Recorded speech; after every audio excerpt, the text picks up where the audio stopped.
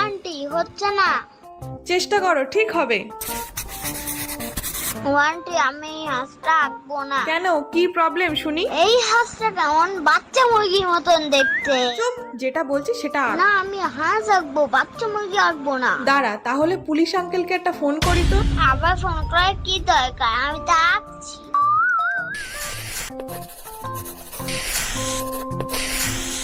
কই, কি আঁকছিস একটু দে তো দেখি।